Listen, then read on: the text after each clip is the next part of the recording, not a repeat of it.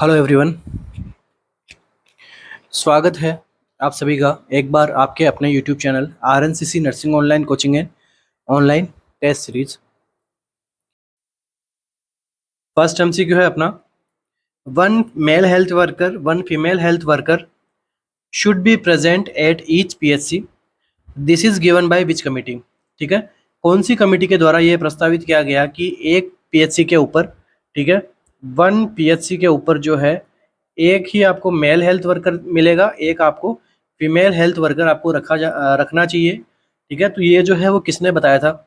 Kartar Singh Jungalwalla committee, Kartar Singh committee, बौर committee या फिर Mudaliar committee? कौन सी कमेटी ने इसके बारे में बताया था?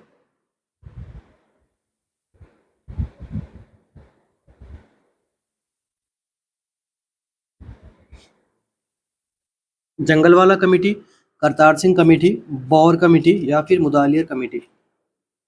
एक पीएचसी के ऊपर एक मेल हेल्थ वर्कर और एक फीमेल हेल्थ वर्कर को रखा जाना चाहिए, this is given by which committee? तो देखिए अपना यहाँ पे जो आंसर रहेगा वो रहेगा option number B.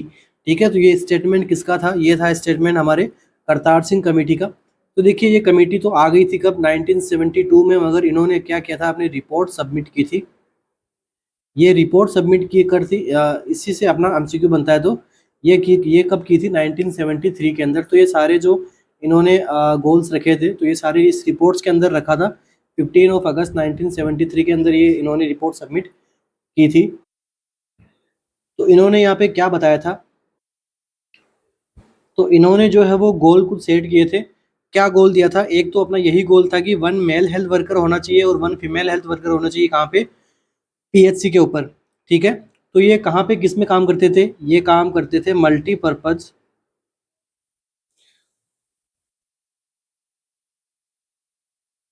Health worker के ऊपर। मल्टीपर्पज हेल्थ वर्कर कौन थे? Male and female. ठीक है, तो पहले जो एएनएम हुआ करती थी वो उन एएनएम को इन्होंने क्या किया गया था? मल्टीपर्पज हेल्थ वर्कर से उसको इन्होंने रिप्लेस किया था। ठीक है, अपने इन गोल्स के अंदर। नेक्स्ट दूसरा क्या गोल था इनका? दूसरा गोल था इनका पीएचसी को एस्टैब्लिश करने के लिए। ठीक है, तो पीएचसी को एस्टैब्लिश इन्होंने कहाँ पे करने को कहा? कि भाई वन पीएचसी फॉर 50,000 पॉपुलेशन, कि भाई 50,000 पॉपुलेशन पे एक पीएचसी जो है वो होना चाहिए। और टोटल इन्होंने बताया था कि सब सेंटर आप कितने बनाओगे एक पीएचसी के अंदर? टोटल 16 सब सेंटर बनने चाहिए एक पीएचसी के अंदर। और इसका जो पॉपुलेशन होना चाहिए वो कितना रहना चाहिए? 3,000 टू 3,500 की पॉपुलेशन पे एक सब सेंटर बनना चाहिए। और एक पीएचसी के अंदर टोटल 16 सब सेंटर जो है वो होने चाहिए। तो ये सारे गोल्स किसके थे? ये गोल्स थे अपने करतार सिंह कमेटी के। ठीक है, इसका जो मतलब मेन हेड कौन थे? करतार सिंह। तो उसी के नाम पे ये कमेटी बनाई गई थी। ठीक है, 1972 में स्टार्ट, और इन्हें रिपोर्ट कब सबमिट की थी? 1973 में। ओके, नेक्स्ट बात करते हैं option number first, Jungalwalla committee.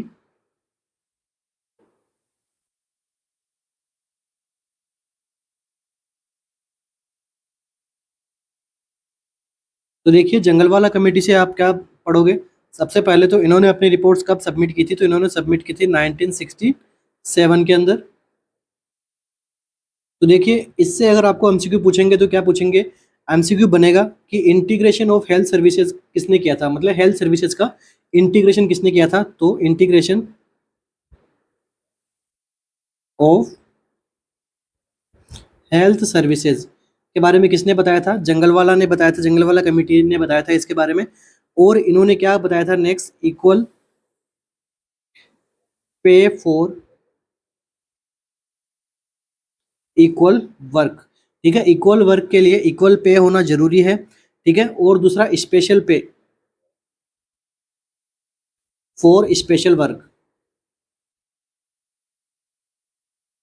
इस मोटो के ऊपर इन्होंने जोड़ दिया। लाइक आप जैसे हॉस्पिटल्स के अंदर आप वर्क करते हो तो आपने देखा होगा कि वार्ड के अंदर जो पेशेंट जो पर्सन काम करता है उससे ओटी आईसीयू वाली जो नर्सेज रहते हैं उनकी यहाँ पे सैलरी में ज़्यादा देखने को मिलता है। क्यों क्यों देखने को मिलता है?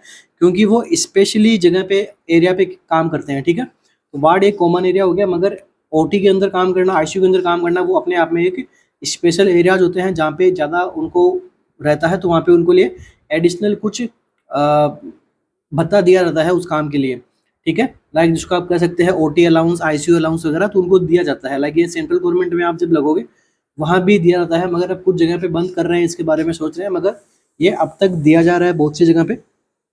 नेक्स्ट इन्होंने और क्या बताया, no private practice.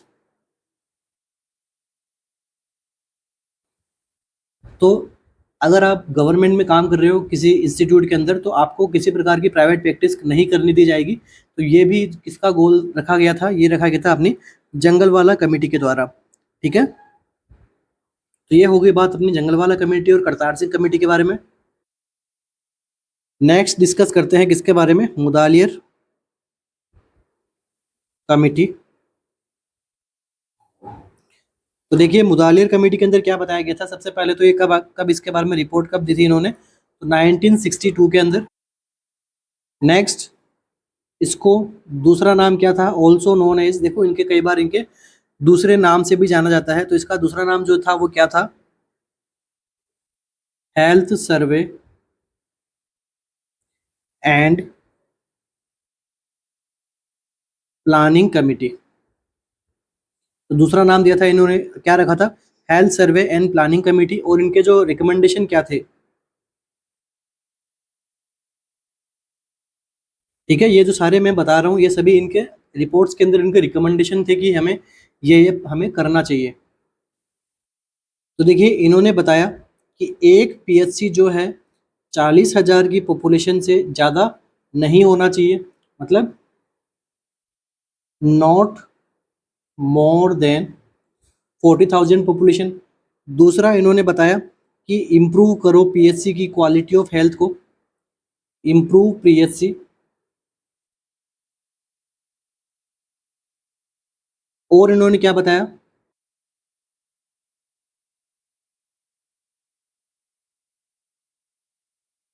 Strengthening district hospitals,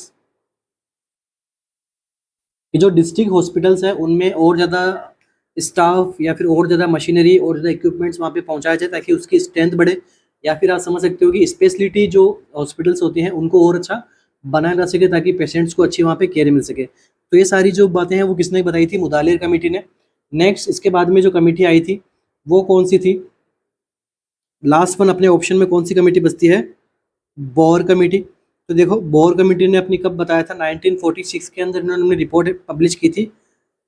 इस कमेटी को also known as health survey and developmental committee.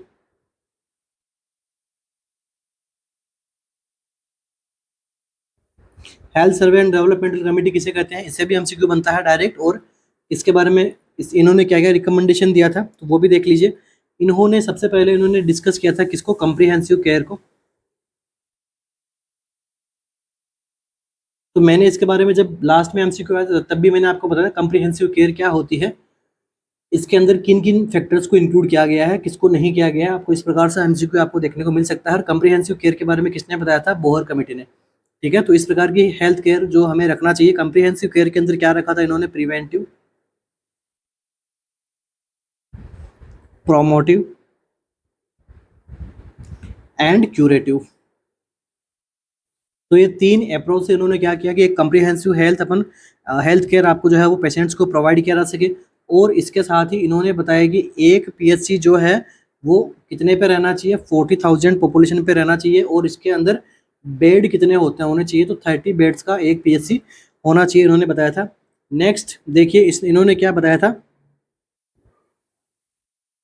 3 million plan. तो 3 मिलियन प्लान भी किसने बताया था, बोर कमेटी ने बताया था। तो इसमें इन्होंने क्या बताया था कि पीएचसी की जो ग्रोथ होनी चाहिए वो दो तरीके से होनी चाहिए, एक होनी चाहिए शॉर्ट टर्म में, एक होनी चाहिए लॉन्ग टर्म में। इसके बारे में मैंने आपको बता रखा है कि दो तरीके से पीएचसी की ग्रोथ होनी चाहिए, शॉर्ट टर्म में, लॉन्ग टर्म में, ठीक है। तो ये आता है किसमें, 3 मिलियन प्लान्स के अंदर, मतलब इसमें अंदर क्या डेवलपमेंट किस प्रकार से करना है आपको पीएचसी का। तो ये कुछ बेसिक सी कमिटीज़ हैं अपनी, जिससे आपको एग्जाम में एमसीक्यू देखने को मिल सकते हैं, और अपन ने इनको डिस्कस कर लिया है। अभी अपना नेक्स्ट एमसीक्यू है, programme for improve quality of labour room comes under. क्या पूछा गया आपसे कि ऐसा कौन सा प्रोग्राम बनाया गया है जिसके अंदर लेबर रूम की क्वालिटी को इम्प्रूव किया जाना चाहिए, ठीक है। या फिर आपसे पूछा गया है कि improve quality of labour room comes under which programme, ठीक है। इस प्रकार से भी हम सीखो दे सकते हैं, मतलब सिंपल सा है कि लेबर रूम की आपको क्वालिटी को इम्प्रूव करना है, तो ये सारी बातें जो है वो कौन से प्रोग्राम के अंदर आई बताई गई है। लक्ष्य प्रोग्राम, आयुष्मान भारत, जननी शिशु सुरक्षा, या फिर पीएम सुरक्षित मातृत्व अभियान, किसके अंदर जो है लेबर रूम की क्वालिटी को इम्प्रूव करने की बात कही गई है, कौन से प्रोग्राम में? लक्ष्य प्रोग्राम के अंदर, आयुष्मान भारत के अंदर, जननी शिशु सुरक्षा के अंदर, या फिर पीएम सुरक्षित मातृत्व अभियान के अंदर।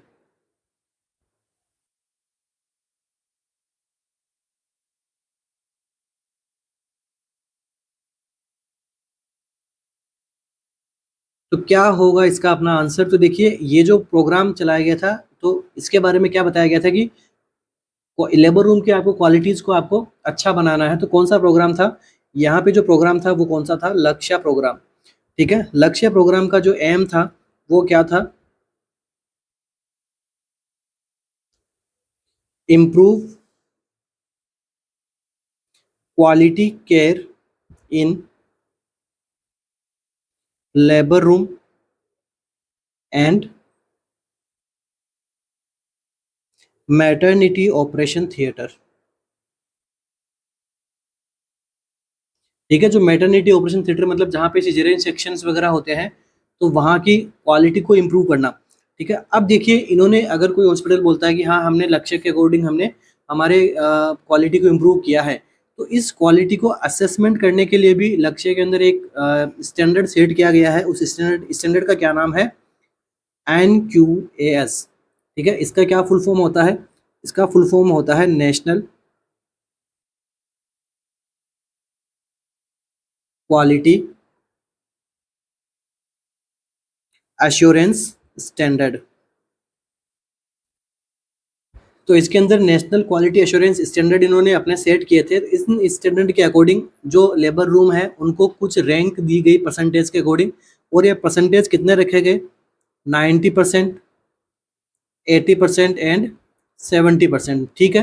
तो अगर आपको कोई हॉस्पिटल बोले कि हाँ हमने हमारे जो लेबर रूम है, हमने हमारे जो मैटरनिटी ओटीज वगैरह है उनको हमने इम्प्रूव किया है, तो आप उनको पूछ सकते हो कि आपकी जो इम्प्रूवमेंट है वो किस प्रकार की है, प्लेटिनम की है, गोल्ड या सिल्वर की है, ठीक है। तो जो 90% का वाला जो अपनी इम्प्रूव कैपेबिलिटी बताएगा कि हाँ हमने इस प्रकार से इम्प्रूव किया, तो वो बताएगा वो, या फिर वो अपने एडवर्टाइजमेंट में लिखेगा। अगर कोई मैटरनिटी हॉस्पिटल बना रहा है तो वो लिखेगा प्लेटिनम NQAS स्टैंडर्ड के अकॉर्डिंग हमने यहाँ पे सर्विसेज प्रोवाइड करवा रहे हैं। तो मतलब कि 90% का अगर कोई क्लेम कर रहा है तो वो उसको क्या है वहाँ पे प्लेटिनम, उस प्लेटिनम के अंदर इंक्लूड करके रहता है, 80% वाले को गोल्ड के अंदर इंक्लूड किया रहता है, 70% वाले को सिल्वर बैज के अकॉर्डिंग वहाँ पे उनको रैंकिंग दी जाती है, और इसके अकॉर्डिंग वहाँ पे पता भी लगता है कि कितना इम्प्रूव हुआ है क्वालिटी ऑफ लेबर रूम के अंदर, ठीक है। तो ये तो बात हो गई अपनी किसकी? लक्ष्य प्रोग्राम के अंदर। लक्ष्य प्रोग्राम का आपको समझ में आ गया? तो आई थिंक समझ में आ गया होगा आपको। नहीं आया तो आप वापस मुझे कमेंट बॉक्स में ज़रूर बता सकते हैं, वहाँ पे मैं आपको फिर से इसके कुछ नोट्स शेयर कर दूंगा। अगर यहाँ पे नहीं समझ में आया तो बस आपको इतना, अगर नहीं भी याद होता तो कोई बात नहीं, बस फॉर नॉलेज मैं आपको बता रहा हूँ, ताकि अगर आपको कॉन्सेप्ट क्लियर हो जाए कोई चीज़ को लेके, पता होना चाहिए, नॉलेज होना चाहिए हर बात का।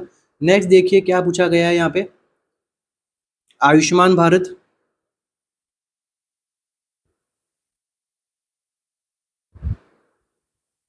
तो जो आयुष्मान भारत योजना है इसके बारे में बात करते हैं। तो देखिए, इसी को ही आप शॉर्ट फॉर्म के अंदर क्या बोलते हैं? PMJAY, मतलब क्या हो गया? प्रधानमंत्री जन आरोग्य योजना, ठीक है। तो इसको जो है वो कब से रोल्ड आउट किया गया था? इसको जो एस्टाब्लिश किया गया था वो किया गया था 23 सितंबर 2018 से जो है वो इसको इम्प्लीमेंट किया गया था। और एट द सेम टाइम इसको 50 करोड़ सिटीजन्स के अंदर इसको स्टार्टिंग के अंदर इसका क्रेडिट मिला था इस योजना के अंदर। इसके अंदर होता क्या है? सबसे पहले ये योजना कहाँ पे स्टार्ट हुई थी? कर्नाटका में।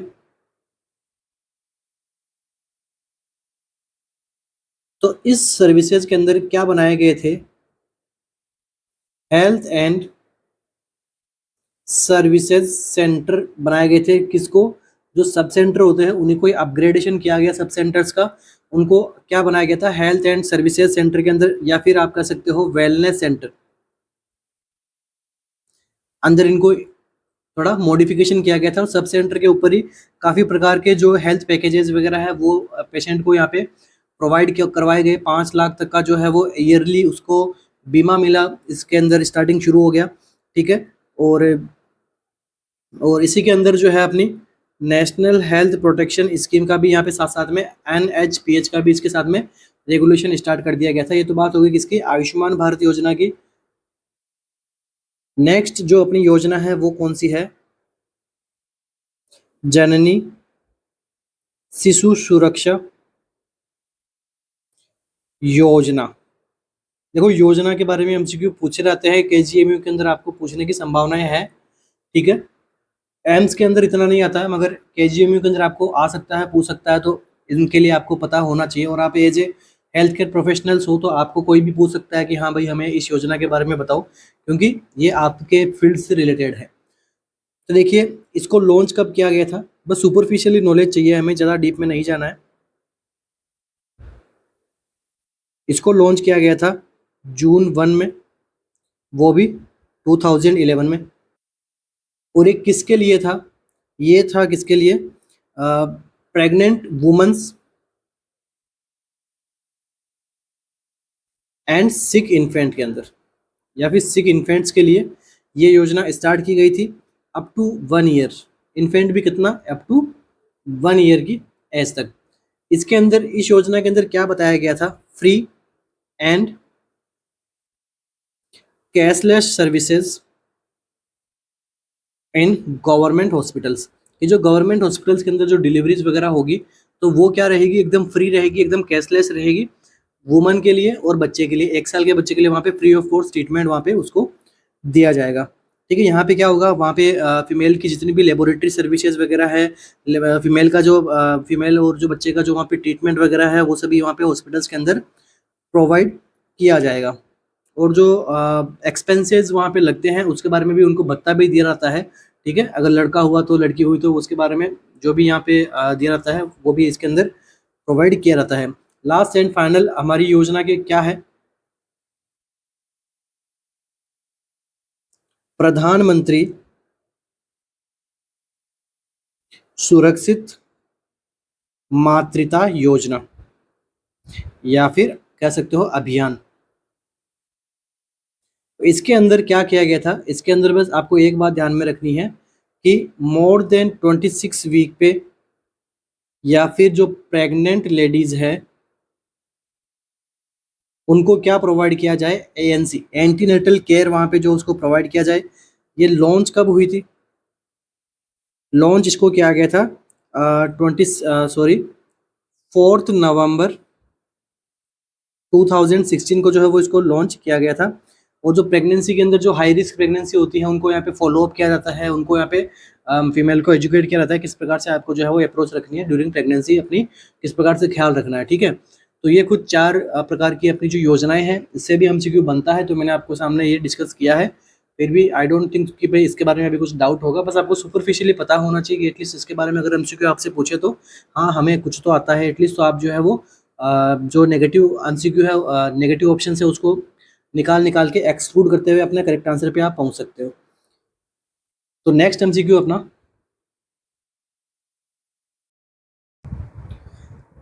nursing care in a hospital for a duration for more than 12 hour is identified as. ठीक है। नर्सिंग केयर दी जा रही है हॉस्पिटल के अंदर कितने ड्यूरेशन के लिए? मोर देन 24 आवर्स के लिए। इसे हम किसकी डेफिनेशन है? इसे हम क्या बोलेंगे? आउट पेशेंट केयर है, इमरजेंसी केयर है, इनपेशेंट केयर है, या फिर observation status patient. Nursing care in A hospital for a duration more than 24 hours is defined है। जिसको हम किस प्रकार से डिफाइन करेंगे? आउट पेशेंट केयर है, इमरजेंसी केयर है, इन पेशेंट केयर है, या फिर ऑब्जर्वेशन स्टेटस पेशेंट है ये।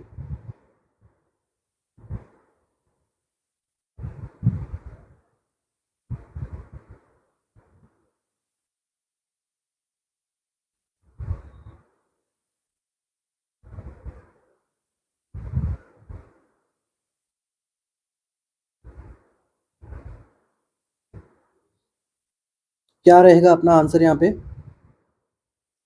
तो देखिए नर्सिंग केयर प्रोवाइड की जा रही है, वो भी यहाँ पे मोर देन 48 आवर्स के लिए, ठीक है, किसी एक हॉस्पिटल्स के अंदर। इसे हम क्या कहेंगे? हमारा ऑप्शन नंबर डी यहाँ पे देखो करेक्ट होगा। इसे हम क्या कहेंगे? Observation status patient. क्यों होगा? क्योंकि देखो इसमें कहीं भी आपको ये नहीं बताया कि उसको एडमिट किया गया है या फिर उसको पर्टिकुलर नर्स वहाँ पे रखी गई है उसके लिए ध्यान रखने के लिए, बस उसको नर्सिंग केयर दे रहे हैं शिफ्ट वाइज, ठीक है। तो ये क्या है, देखो आपके सामने क्या है, कंडीशंस होती है जब आप हॉस्पिटल्स के अंदर वर्क करोगे। तो ये एक आप कह सकते हो कि मैनेजमेंट का एमसीक्यू अपन यहाँ पे मान सकते हैं कि देखो कोई पेशेंट आया आपके पास में, कहाँ पे? इमरजेंसी सेटिंग्स के अंदर आया कोई पेशेंट और उसको वहाँ पे बेड नहीं मिला, ठीक है, हॉस्पिटल्स का बेड फुल था, वहाँ पे उसको बेड नहीं मिला और डॉक्टर्स ने ये डिसीजन लिया कि यहाँ पे हम उसको इमरजेंसी एरिया के अंदर उसको अंडर ऑब्जर्वेशन हम रख सकते हैं, वहाँ पे उसका हम प्राइमरी ट्रीटमेंट कर सकते हैं। कब तक कर सकते हैं? मोर देन 24 आवर में। तो भाई कितना मोर देन 20 आवर? तो 48 आवर्स तक हम उस पेशेंट को इमरजेंसी एरिया के अंदर रख सकते हैं अगर आपको एडमिट करना है तो। या तो आप उसको रेफर कर दीजिए या फिर आपको लगता है कि हाँ इतना ज़्यादा सीरियस कंडीशन नहीं है, ये आराम से मैनेज कर लेंगे, जब हमारे पास में बेड होगा तो हम उसको इन पेशेंट एडमिशन कर देंगे, ठीक है। इसलिए हमारा आंसर यहाँ पे क्या जाएगा? ऑब्जर्वेशन स्टेटस पेशेंट के अंदर उसको डिफाइन किया जाएगा। क्यों किया जाएगा? क्योंकि यहाँ पे इमरजेंसी सेटिंग्स के अंदर अपन क्या कर सकते हैं, 48 आवर्स तक आप पेशेंट को रख सकते हो। नेक्स्ट देखिए इसके बाद में क्या आएगा? इन पेशेंट केयर। तो इन पेशेंट केयर क्या होता है? इन पेशेंट केयर के अंदर हम क्या करते हैं? पेशेंट का एडमिशन करते हैं और फाइनली जितने टाइम तक पेशेंट रहता है, ठीक है, 1 डेज 2 डेज 1 वीक 2 वीक, उसके बाद में उसको हम क्या करते हैं? डिस्चार्ज करते हैं। तो ये वाली जो प्रोसेस होती है किसके अंदर आती है? इन पेशेंट केयर के अंदर, ठीक है। तो अगर किसी बच्चों का इन पेशेंट केयर से रिलेटेड अगर कोई रहा हो इसका आंसर, तो वो अपना आंसर यहाँ पे करेक्ट कर ले। नेक्स्ट देखिए क्या बताया गया है? Out patient care. Emergency care से आप समझ सकते हो कि इमरजेंसी के अंदर कोई पेशेंट आया उसके वहाँ पे केयर दी जा रही है प्राइमरीली, तो वो इमरजेंसी केयर है। बट मेन यहाँ पे देखो आउट पेशेंट केयर। तो आउट पेशेंट केयर के लिए क्या किया जा रहा है? कोई पेशेंट हॉस्पिटल के अंदर आया कंसल्टेंट के पास में, उससे डिजीज डिस्कस करने या फिर दिखाने नॉर्मल चेकअप के लिए आता है, तो उसे हम क्या बोलते हैं? आउट पेशेंट केयर, ठीक है। इसका भी कुछ टाइम ड्यूरेशन होता है, इसके अंदर भी क्या 4 to 6 आवर के अंदर अंदर वो वापस चला जाता है हॉस्पिटल से, तो इसका भी टाइम ड्यूरेशन रहता है। तो इसको हम क्या बोलते हैं? Out patient care. एडमिट नहीं होता है, अपने हॉस्पिटल्स की फैसिलिटीज़ को वो कंज्यूम नहीं करता है, एडमिशन वाली फैसिलिटीज़ को, तो वो क्या कहलाता है? Out patient care. इसके बाद हम देखिए एक और केयर होती है, उसको आप बोलते हैं एम्बुलेटरी केयर। एम्बुलेटरी केयर क्या होता है? एक लाइन लिखूंगा मैं, सेम डे डिस्चार्ज। पेशेंट आया हॉस्पिटल के अंदर, हमने क्या किया? उसका चेकअप किया, लैब डायग्नोसिस किया, उसको ट्रीटमेंट किया, ट्रीटमेंट करने के बाद में उसकी कंडीशन स्टेबल हुई तो हमने इसको क्या कर दिया? डिस्चार्ज कर दिया। तो इसे हम क्या बोलेंगे? Ambulatory care. देखो आपको इन टर्म्स का मतलब पता होना चाहिए, तभी आप इससे ऐसे इस प्रकार के एमसीक्यूज का आंसर दे पाओगे। और ये एमसीक्यू वही एमसीक्यू होते हैं जो किसी को नहीं आते, ठीक है। किसी को नहीं आते मतलब जो पढ़ेगा उसी को आएगा। बाकी आपको जो इन जनरल कंडीशंस के अंदर ऐसे एमसीक्यूज आपको आई डोंट थिंक सो कि आपको कहीं पे सोल्व करने को मिलेंगे, ठीक है। अगर कहीं मिलते हैं तो वो बहुत अच्छी बात है, क्योंकि एज ए नर्स आपको इस प्रकार का भी आपको आपका नॉलेज होना चाहिए, ठीक है। तो एग्जाम के अंदर ऐसे एमसीक्यूज देते हैं जिससे कि क्या है कि मेरिट डिसाइड होती है। तो जो बच्चा इन एमसीक्यूज के आंसर दे पाता है तो वो मेरिट में काफ़ी आगे निकल जाता है। जो इनको आंसर नहीं दे पाता या फिर गलत देता है या फिर इनको छोड़ देता है, वो थोड़ा पीछे रह जाता है, ठीक है। तो हमें यहाँ पे कंप्लीट मैं आपको उसी तरीके से प्रिपरेशन करवा रहा हूँ जिस तरीके से मैंने की थी मेरे एग्जाम्स के टाइम पे, क्योंकि ये थोड़ा आइडिया मुझे सही लगता है। तो मैंने इसके अंदर जैसे सक्सेस हासिल किए, तो मैं चाहता हूँ कि इस प्रकार से आप भी कर पाओगे इजीली। नेक्स्ट देखिए एक और होता है, वो क्या होता है? Long term care. तो जो लॉन्ग टर्म केयर होती है उसके अंदर क्या करते हैं? Improve ability of patient disabilities, improve the ability of patients disabilities. जो पेशेंट की जो डिसेबिलिटीज है उसके ऊपर क्या मिले? पेशेंट को इम्प्रूव मिले, ठीक है। तो ये हमारा क्या रहता है? लॉन्ग टर्म केयर का गोल रहता है। इस प्रकार की जो हम क्या है केयर वहाँ पे प्रोवाइड करवाते हैं पेशेंट को, ठीक है। हम यहाँ पे कोई एक मॉडल सेट करते हैं पेशेंट के लिए, उस मॉडल के अकॉर्डिंग हम ट्रीटमेंट अप्रोच करते हैं पेशेंट को ठीक करने के लिए। तो ठीक है, तो बेसिक सा अपना कुछ टॉपिक था उसको हमने डिस्कस कर लिया है। ठीक है, अपन बोल सकते हैं इसको टर्म्स हमने कुछ डिस्कस किए। अभी अपना नेक्स्ट एमसीक्यू है, a child was brought to the emergency department with complaints of nausea, vomiting, fruity scalded breath। एक चाइल्ड है जो ईडी के अंदर आया है, इमरजेंसी डिपार्टमेंट के अंदर आया है, उसको कंप्लेंट क्या है, नोजिया हो रहा है, उसको वोमिटिंग हो रही है, फ्रूटी ब्रीथ वहाँ पे देखने को मिल रही है। The resident on duty diagnose the child with diabetic ketoacidosis. और जो रेजिडेंट था, जो डॉक्टर था, उन्होंने डायग्नोज किया according to sign and symptoms and conditions patient की, कि उस बच्चे को क्या है, डीकेए है, डायबिटिक कीटोएसिडोसिस है। तो which of the following should the nurse expect to administer. अभी जो है वो नर्स क्या एक्सपेक्ट करेगी कि अभी ऐसे कंडीशन के अंदर बच्चे को हमें क्या फ्लूइड एडमिनिस्टर करना है या फिर क्या एडमिनिस्टर करना है, रिंगर लेक्टेंट, पोटेशियम क्लोराइड का IV infusion, normal saline IV infusion या फिर डेक्सट्रोज 5% आईवी इफ्यूजन।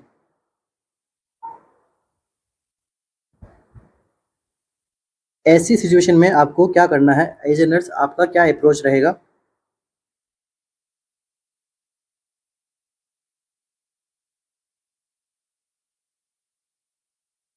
तो देखिए, जब कभी भी डायबिटिक कीटोएसिडोसिस होता है, ये क्या होती है, कॉम्प्लिकेशन होती है डायबिटीज की।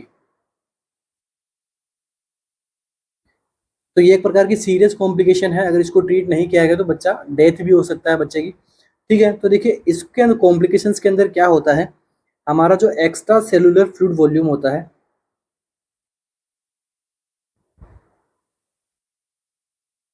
उसका जो लेवल है वो कैसा हो जाता है, अल्टर हो जाता है।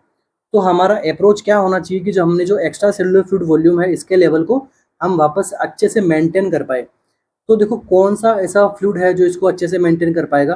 ठीक है, फ्लूइड आप कौन सा दोगे यहाँ पे, तो वो हम देंगे क्या, नॉर्मल सेलाइन। ठीक है, नॉर्मल सेलाइन अपन यहाँ पे आईवी का इन्फ्यूजन करवाएंगे ऐसे पेशेंट्स के अंदर। ठीक है, तो अपन नॉर्मल सेलाइन देंगे तो जो एक्स्ट्रा सेलुलर फ्लूइड का जो वॉल्यूम था वो यहाँ पे इंक्रीज देखने को मिलेगा और उससे जो है वो बैलेंस देखने को मिलेगा।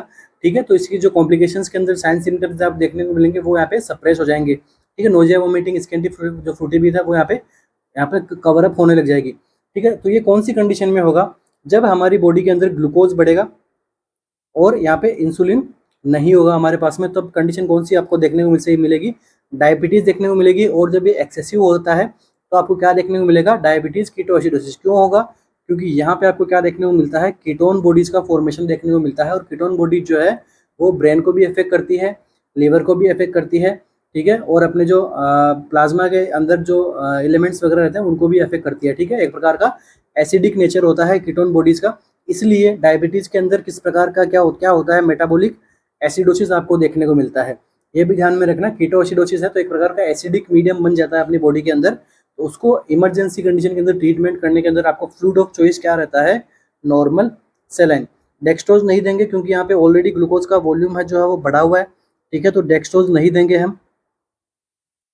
और यहाँ पे आरएल भी नहीं देते हैं क्योंकि लैक्टेट भी एक तरीका के क्या है, एसिडिक मीडियम कोज कर सकता है। तो यहाँ पे आरएल भी अपना फ्लूइड ऑफ चॉइस अपन नहीं रखेंगे। पोटेशियम क्लोराइड का आईवी ऑफ सॉल्यूशन अपना यहाँ पे इनिशियल ट्रीटमेंट के अंदर हमारा पोटेशियम क्लोराइड आईवी फ्यूजन का कोई रोल नहीं है। बस प्रायोरिटी ऑफ हमारा आंसर क्या रहेगा कि एक्स्ट्रा वॉल्यूलर फ्लूइड वॉल्यूम है उसको मेंटेन करना, ये हमारा यहाँ पे अप्रोच रहेगा। अगर आपसे ये पूछे कि हम नॉर्मल सेलाइन क्यों देते हैं तो इसका भी आंसर आपके पास में होना चाहिए। और किसके वजह से हम ये अप्रोच कर पाएंगे, तो वो है NS. Next MCQ, a baby was born with hypospadiasis. Which of the following should be avoided when a child has such condition?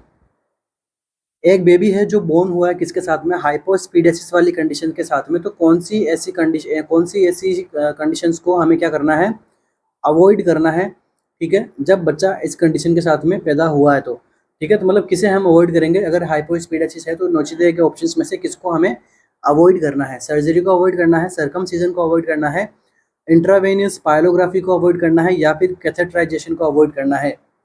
हाइपोस्पीडियासिस है तो इनमें से ऑप्शंस में से कौन से प्रोसीजर को या फिर क्या हमें अवॉइड करना होगा।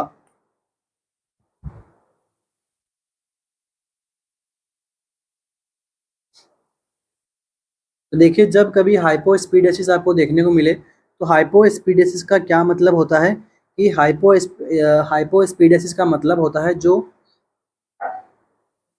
यूरेथ्रल ओपनिंग होती है बच्चे के अंदर, वो कहाँ पे देखने को मिलती है? बिलो द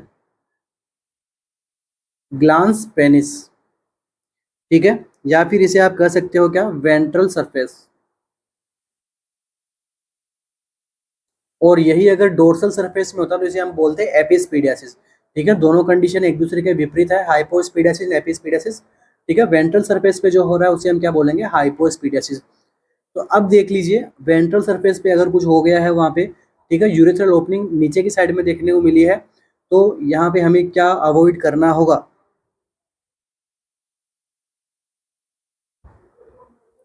तो देखिए, हमें कौन सी कंडीशन को अवॉइड करना है, सर्कमसीजन को। ठीक है, सर्कमसीजन वाली जो प्रोसेस है, प्रोसीजर है, इसे हमें अवॉइड करना है। क्यों करना है? क्योंकि सर्कमसीजन के अंदर क्या होता है, जो फोर स्किन होती है पेनिस की, उसे क्या करते हैं, कट डाउन करते हैं। तो हमें क्या करना है, इसको अवॉइड करना है। क्यों करना है? क्योंकि जब हम हाइपोस्पीडियासिस की सर्जरी करेंगे, ठीक है, हाइपोस्पीडियासिस की हम सर्जरी करेंगे, उस टाइम पे हमें ये जो फोर स्किन है वो हमारे काम आएगी सर्जरी के अंदर वापस सूचरिंग के लिए, या फिर आप जो भी, ठीक है, मान लो सर्जरी के अंदर हमारे वो काम आती है, इसलिए सर्कमसिजन के अंदर तो उसको हम काट देते हैं, ठीक है, फोर स्किन को। बट हाइपोस्पीडियासिस जब सर्जरी करेंगे तो वो हमारे काम आएगी, तो हमें सर्कमसिजन नहीं करवाना है ऐसे बच्चों का, ठीक है, बिफोर सर्जरी। ठीक है, तो बाकी के तीनों ऑप्शंस करेक्ट है यहाँ पे, एक को छोड़ के। तो आपको अवॉइड किसको करना है, सर्कमसिजन वाली प्रोसीजर को अवॉइड करना है। और देखिए, कुछ बच्चों का आंसर जो रहा होगा वो रहा होगा इंट्रावेनियस पाइलोग्राफी। तो देखिए, इंट्रावेनियस पाइलोग्राफी कॉन्ट्राइंडिकेटेड करनी है हमें, वो कब करनी है, जब क्या देखने को मिले, एलर्जी देखने को मिले, एलर्जी फॉर आयोडीन। ठीक है, आयोडीन से एलर्जी देखने को मिले तब हमें इंट्रावेनियस पाइलोग्राफी अपन टेस्ट करते हैं, उसको अवॉइड करना है। बट यहाँ पे हाइपोस्पीडेसिस नॉर्मल आपको बताया गया है कि है, वहाँ पे आपको क्या करना है, एलर्जी की कोई बात हुई नहीं है अपनी, तो अपना आंसर अपन प्रायोरिटी किसको देंगे, सी बी ऑप्शन को। ठीक है, क्यों, ताकि वो आपके सर्जरी के अंदर हेल्प कर सके, वो स्किन स्किन का जो पार्ट है वो आपके सर्जरी के अंदर काम आ जाएगा, तो उसको कट डाउन करके निकालने की कोई जरूरत नहीं है। Next MCQ, Spina bifida is one of the possible neural tube defect that can occur during early embryological development। ठीक है, देखिए, जब अर्ली एम्ब्रियोलॉजिकल डेवलपमेंट होता है, एम्ब्रियो का डेवलपमेंट होता है, तो उसमें से एक पॉसिबल न्यूरल ट्यूब डिफेक्ट देखने को मिलता है, वो कौन सा होता है, स्पाइना बाइफिडा। तो which of the following definition most accurately describe meningocele. ठीक है, तो स्पाइना बाइफिडा, मेनिंजोसिल, तो यहाँ पे आपको क्या पूछा गया है, ऊपर वाली लाइन से कोई मतलब नहीं है, आपने पढ़ा समझा, ठीक है, अगर नहीं भी समझ आया तो कोई बात नहीं। कंसंट्रेट किसको करना है, which of the following definition most accurately describe meningocele, कि आपको मेनिंगोसील के बारे में आपको बताना है कि वो क्या होता है। बस स्पाइना बाइफिडा आपको नहीं भी पता है तो कोई बात नहीं, मेनिंगोसील का पता है तो आंसर आपका आपको मिल जाएगा। ऑप्शन क्या है, complete exposure of spinal cord and meninges, कि भाई मेनिंजीज जो स्पाइनल कॉर्ड का क्या हो गया है, एक्सपोजर हो रहा है, हमें दिखाई दे रही है। Herniation of spinal cord and meninges into a sac, कि भाई क्या हो गया, स्पाइनल कॉर्ड एक सैक बन गई, सैक के अंदर क्या हो गया, स्पाइनल कॉर्ड भी आ गई, और दूसरा क्या आ गया साथ में, स्पाइनल कॉर्ड आ गया, साथ में क्या आ गया, मेनिंजीज भी आ गया, और शेक बन गई, नीचे क्या आ गई आपकी, ये आपकी हो गई वर्टिब्रा। ठीक है, क्या ये कंडीशन है, या फिर sac formation containing meninges and spinal fluid की जो सैक बन रही है, इसके अंदर स्पाइनल कॉर्ड नहीं है, क्या है, मेनिंजीज है और स्पाइनल फ्लूइड हो गया है। ठीक है, ऐसा भी कंडीशन होता है। Spinal cord tumour containing nerve root, की यहाँ पे क्या हो गया, ट्यूमर हो गया मेनिंगोसील के अंदर, और वहाँ पे नर्व रूट भी इन्वॉल्व हो गई है, कंटेन हो गया ट्यूमर के अंदर नर्व रूट का। तो क्या होता है मेनिंगोसील?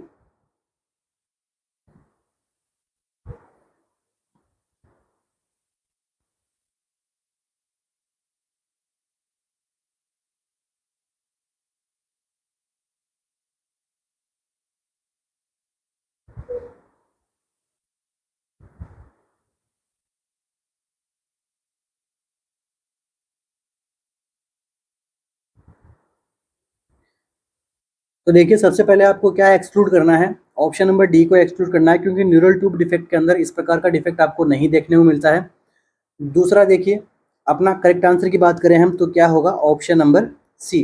ठीक है, सेक का फॉर्मेशन होता है, और सेक के अंदर क्या रहता है, मेनिंजीज रहती है, तभी तो मेनिंगो सील।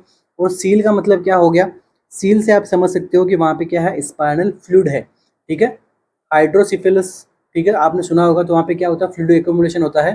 तो जहाँ पे भी सील वर्ड आता है तो आपको उसको किससे रिलेटेड करना है, फ्लूइड से रिलेट करना है, ठीक है। कॉन्सेप्ट है लाइक आप जिस प्रकार से येलोविश का आपने मेडिकल वर्ड के अंदर देखो वर्ड आता है येलो, तो येलो को आपको क्या समझना है, ल्यूटिया, ठीक है। जो ल्यूटिया वर्ड होता है उसका लैटिन वर्ड जो ल्यूटिया है उसका मीनिंग क्या होता है इंग्लिश में, येलो।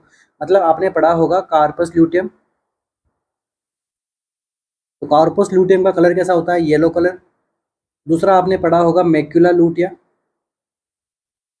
जो आई के अंदर होता है, रेटाइना के ऊपर होता है, इसका भी कलर कैसा होता है, येलो, ठीक है। तो ल्यूटिया का मतलब येलो। इसी प्रकार से सील का मतलब आप समझ सकते हो, यहाँ पे क्या है, फ्लूइड, ठीक है। तो मेनिंजिस के साथ में फ्लूइड है तो वो ऑब्वियस सी बात है किसका होगा, स्पाइन के अंदर अगर ये डिफेक्ट हमें देखने को मिलता है तभी से हम बोलते हैं neural tube defect. Neural tube के अंदर प्रॉब्लम हो रही है, तो ट्यूब कहाँ पे है, अपनी स्पाइन के अंदर ट्यूब है, ठीक है। तो उसके अंदर क्या हो रहा है, फ्लूइड का एक्यूमुलेशन हो रहा है, साथ में मेनिंजिस तो आएगी तभी तो मेनिंगोसील होगा, विदाउट मेनिंजिस के तो प्रॉब्लम ही नहीं होगी, ठीक है। तो ये होता है क्या, हमारा मेनिंगोसील। एक कंडीशन और होती है बच्चों, उसे हम क्या बोलते हैं,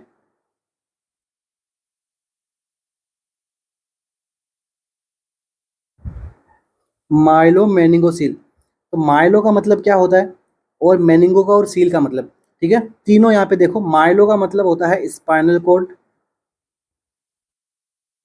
मेनिंजीज, मेनिंजीज का मतलब मेनिंगो का मतलब मेनिंजीज, और सील का मतलब मैंने आपको बताया था क्या, फ्लूइड होना। तो यहाँ पे आपको फ्लूइड ले सकते हो सीएसएफ, ठीक है।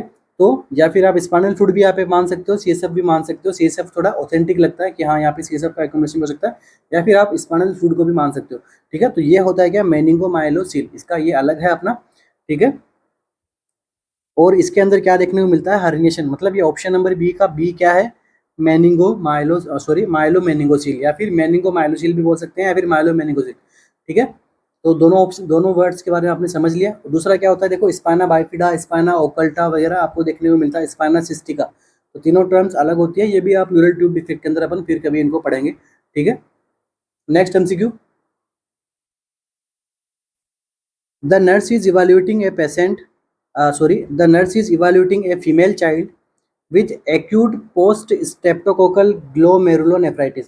एक फीमेल चाइल्ड को वो इवेल्युएट कर रही है और उसको क्या है, उसको एक्यूट पोस्ट स्ट्रेप्टोकोकल ग्लोमेरुलोनेफ्राइटिस है, फॉर साइन ऑफ इम्प्रूवमेंट। अब उसमें वो इवेल्युएट किसको कर रही है, कि साइन ऑफ इम्प्रूवमेंट देख रही है कि वो जो ग्लोमेरुलोनेफ्राइटिस उसको हुआ था उसको कितना इम्प्रूवमेंट है, ठीक है। इम्प्रूवमेंट को पता लगा रही है, ना कि ग्लोमेरुलोनेफ्राइटिस के साइन एंड सिम्टम को।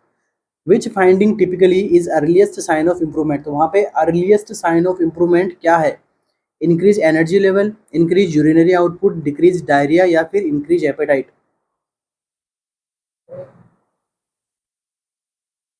मतलब कुछ कुछ तो एग्जामिनर क्या, देखो ये प्रीवियस ईयर का आपको एमसीक्यू है, इसके अंदर देखो सिंपल सा आपके सामने आंसर पड़ा है, ठीक है। तो मुझे नहीं लगता किसी का आंसर गलत होगा, तो इसे थोड़ा और अच्छा बनाना चाहिए, इसका लेवल और अच्छा बन सकता है, ठीक है।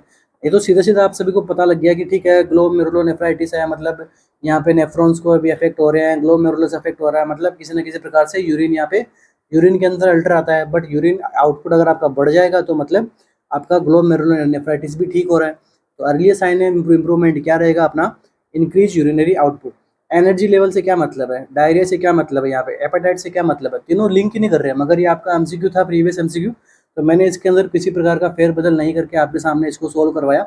बट इसी प्रकार के एमसीक्यू पूछेंगे, बस आपको वहाँ पे क्या थोड़ा कंसंट्रेशन के साथ में आपको एमसीक्यू सोल्व करना होता है, ताकि इस प्रकार के सिली मिस्टेक्स करो फिर बाद में यहाँ पे घर आके देखो अरे यार एकदम ईजी एमसीक्यू था, गलत हो गया। तो वो इसी प्रकार से होता है, ठीक है। एग्जाम में एमसीक्यू क्लियर अच्छे से सामने एकदम डिफाइन होते हैं, मगर थोड़ा उनको समझने की कोशिश हमें करनी पड़ेगी, तभी आपको जो है वो अच्छे से उसका आंसर दे पाओगे। दूसरा दूसरा देखो यहाँ पे एमसीक्यू से एक एमसीक्यू और बन जाएगा आपका, कि ग्लोमेरुलोनेफ्राइटिस के अंदर क्या यहाँ पे देखने को मिलता है, मोस्ट कॉमन स्ट्रेप्टोकोकल इन्फेक्शन वहाँ पे बच्चों के अंदर ज़्यादा देखने को मिलता है हमें, ठीक है। तो एक एमसीक्यू आपके सामने ये भी हो गया। तो इस प्रकार से जब आप पढ़ोगे ना, तो आप जो है वो देखो, एक बंदा है वो इसको एक एमसीक्यू मान के सोल्व करेगा, और आपने जो है वो इसी एक एमसीक्यू से आपने 3 एमसीक्यू बना दिए, ठीक है। तो यही होती है अपनी स्मार्ट स्टडी, और मेरा पढ़ाने का यही मोटो रहता है कि जो भी मेरी क्लासेस वगैरह लेता है उस बच्चे के मैक्सिमम से मैक्सिमम एमसीक्यूज मैं आपको यहीं पे सोल्व करवा दूँ, ठीक है। अभी आई थिंक अप्रोक्स 8 या 9 अपना एमसीक्यू चल रहा है, और मुझे लगता है कि मैंने आपको मोर देन मिनिमम मैंने आपको 40 एमसीक्यूज तो मैं आपको सोल्व करवा चुका हूँ यहाँ तक, ठीक है, अगर नहीं करवाया तो आप एक एक लाइन को काउंट कर लेना, ठीक है, एक एक हर लाइन के अंदर एमसीक्यू है, ठीक है। अगर आप इस बात से एग्री करते हो तो कमेंट जरूर करना और बताना कि हाँ सर, बस ऐसे चलते रहो, ठीक है, हमें अच्छा लग रहा है या फिर समझ में आ रहा है किसी प्रकार का, ठीक है, तो उससे क्या है कि थोड़ा मुझे भी अच्छा लगता है। ओके, बहुत बातें हो गई। नेक्स्ट एमसीक्यू अपना, दूसरी बात, जैसे केजीएमयू के लेवल का पढ़ा रहे हैं तो देखो इतना ज़्यादा हाई लेवल अपन एक्सपेक्ट नहीं करेंगे एग्जाम से, क्योंकि इतना हाई वो नहीं जाएगा एम्स के जितना। मगर एम्स वाले जो बच्चे हैं उनको बताना चाहूँगा कि उनके लिए इंपॉर्टेंट है, ताकि आपका एज ए रिविजन हो रहा है, ठीक है। तो देखिए नेक्स्ट एमसीक्यू क्या पूछ रहा है अपने से, अब नॉर्मल प्रेगनेंसी है in which conceptus implant outside the uterine cavity, ठीक है। जो कंसेप्चुअस इम्प्लांट था, क्या होगा कंसेप्चुअल इम्प्लांट, फीटस, ये क्या हो गया इसका, आउटसाइड द यूटेराइन कैविटी में क्या हो गया इसका, इम्प्लांट हो गया। इसे हम क्या बोलेंगे, एक्टोपिक प्रेगनेंसी बोलेंगे, मोलार प्रेगनेंसी बोलेंगे, एंटीपार्टम हेमरेज बोलेंगे, या फिर अबॉर्शन बोलेंगे। ये भी सिंपल सा आंसर है कि भाई फीटस का यूट्रस के अलावा इम्प्लांट होना क्या कहलाता है।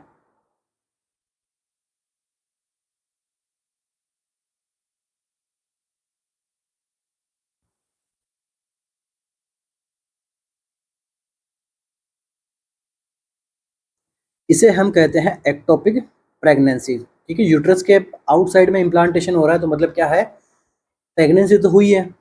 तो उसका पता कैसे लगेगा, एचसीजी हार्मोन से पता लग जाएगा, ठीक है। प्रेगनेंसी टेस्ट करोगे तो पता लग जाएगा। आपके पीरियड्स मिस हो जाएंगे, या जो मेंस्ट्रुअल साइकिल है वो मिस हो जाएगा तो उससे आपको पता लगेगा, ठीक है। वॉमिटिंग वगैरह होगी, तो कुछ टाइम तक तो आपका सब कुछ ठीक रहेगा, जब तक बच्चा जो है वो फीटस की एकदम यहाँ पे जब वो बड़ा होगा तब तक वो तो ठीक रहेगा। मगर जब वो बड़ा होगा तो आपको क्या होगा, शार्प नाइफ लाइक पेन होगा।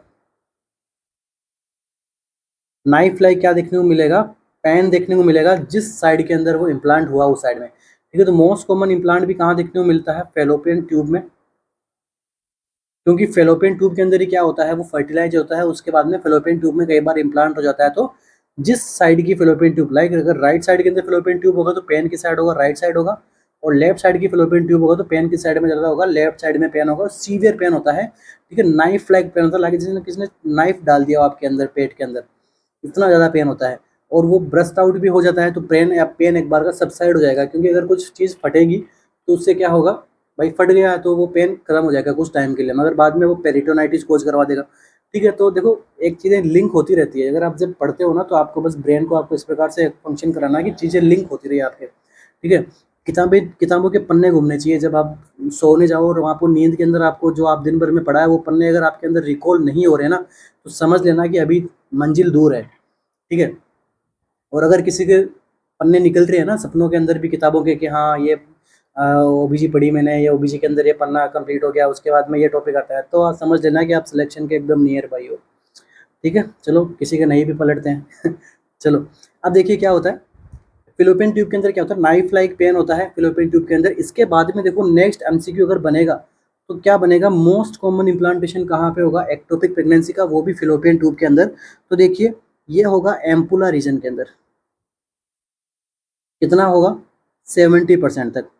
उसके बाद में अगर आपसे पूछ ले इस्टमस, एम्पुला अगर ऑप्शन में नहीं हो फिर आपसे पूछ ले इस्टमस के अंदर कितना होगा, 12%। उसके बाद में फिमरी के अंदर भी डायरेक्ट इम्प्लांटेशन हो सकता है, मगर वो उसके अंदर थोड़ा और अर्ली यहाँ पे पेन वगैरह होने लग जाएगा, क्योंकि उसका डायमीटर इतना होता नहीं है।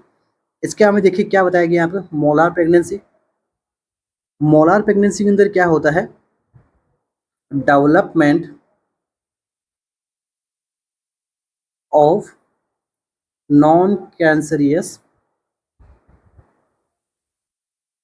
ट्यूमर, ठीक है। तो इसके अंदर क्या होता है, मोलार प्रेगनेंसी के अंदर क्या होता है, नॉन कैंसरियस ट्यूमर यूट्रस के अंदर डेवलप हो जाता है, और इसके अंदर एमसीक्यू क्या बनता है, इसके अंदर हाई लेवल ऑफ रहता है, सीवियरली हाई लेवल रहता है किसका, एचसीजी का लेवल। जितना प्रेगनेंसी के अंदर सपोज करो कि 2% लेवल हाई होता है एचसीजी का, तो यहाँ पे कितना होगा, 200%।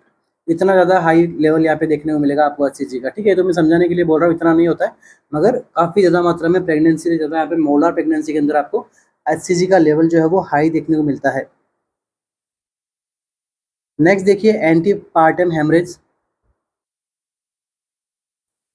नेक्स्ट बात करता हूं मैं antepartum haemorrhage.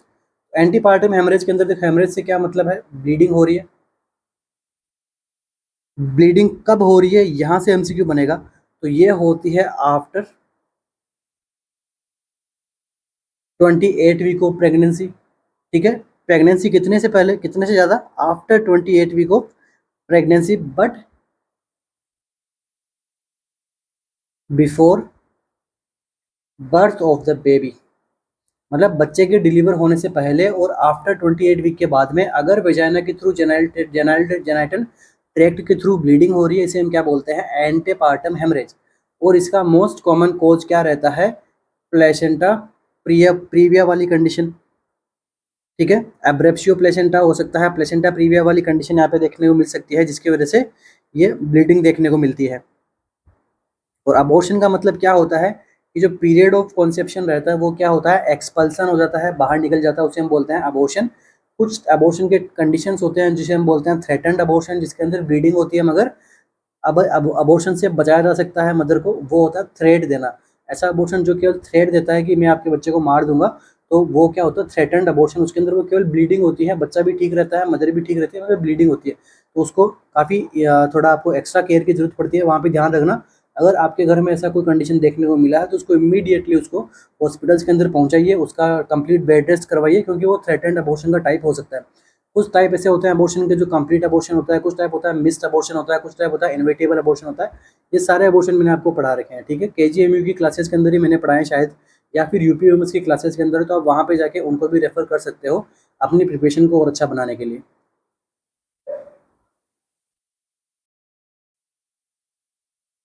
In choriocarcinoma which hormone level is high.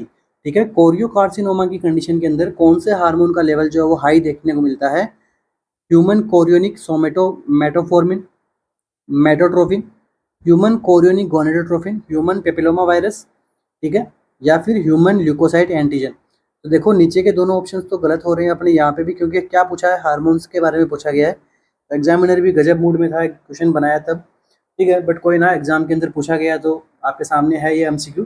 तो जो कोरियो कार्सिनोमा के अंदर किसका हार्मोन का लेवल बढ़ता है, अभी आपके सामने केवल ऑप्शन ए और बी, बस दो ही ऑप्शन है आप सभी के सामने।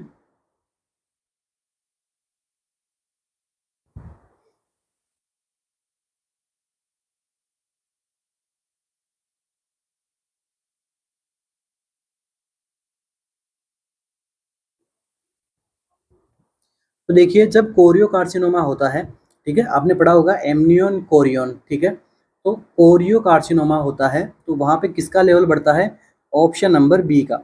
इसे हम क्या कहते हैं, एचसीजी। एचसीजी से क्या एमसीक्यू निकलता है, किससे सीक्रेट होता है, कौन इसको एक्सक्रीट करता है, तो ये होता है सिनसाइटोट्रोपोब्लास्ट।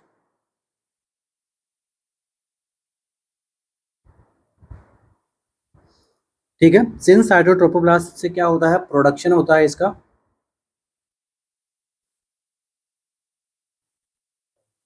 और ये होता कहाँ पे, सिनसाइटोट्रोपोब्लास्ट कहाँ पे होता है, ये होता है प्लेसेंटा का पार्ट होता है।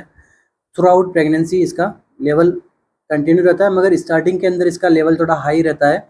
नॉर्मल प्रेगनेंसी की बात कर रहा हूँ, स्टार्टिंग के अंदर इसका लेवल हाई रहता है, जिससे कि फीमेल के अंदर नोजिया वोमिटिंग होते हैं।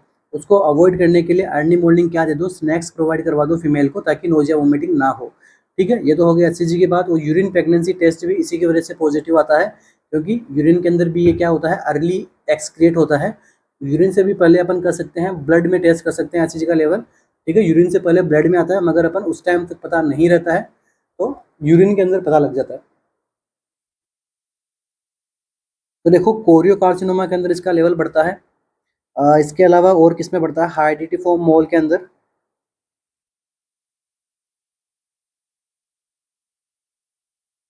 ठीक है, इनके अंदर क्या रहता है, इसका लेवल बढ़ता है। नेक्स्ट देखिए क्या है, ह्यूमन कोरियोनिक सोमेटोट्रोफिन, इसे हम क्या बोलते हैं, एचसीएस। इसका दूसरा नाम क्या है, also known as human placental lactogen. ठीक है, क्या नाम है इसका, ह्यूमन प्लेसेंटल लैक्टोजन। ठीक है, नेक्स्ट देखिए क्या है, ह्यूमन पेपिलोमा वायरस, जो किसको कॉज करता है, सेक्सुअली ट्रांसमिटेड डिजीज को, एसटीडी को कॉज करता है। नेक्स्ट देखो क्या है, ह्यूमन ल्यूकोसाइट एंटीजन। तो ह्यूमन ल्यूकोसाइट एंटीजन को हम किससे नाम देखते हैं, HLA से देखते हैं। और ये क्या करता है,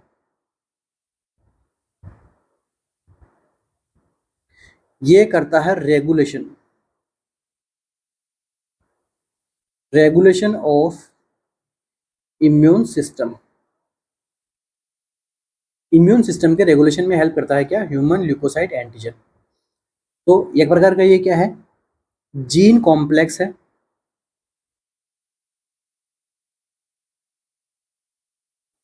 काफी सारी डिजीज कंडीशन होती है जिसके अंदर इस जीन के अंदर प्रॉब्लम आती है, जिसकी वजह से आपको पेशेंट के अंदर प्रॉब्लम देखने को मिलती है।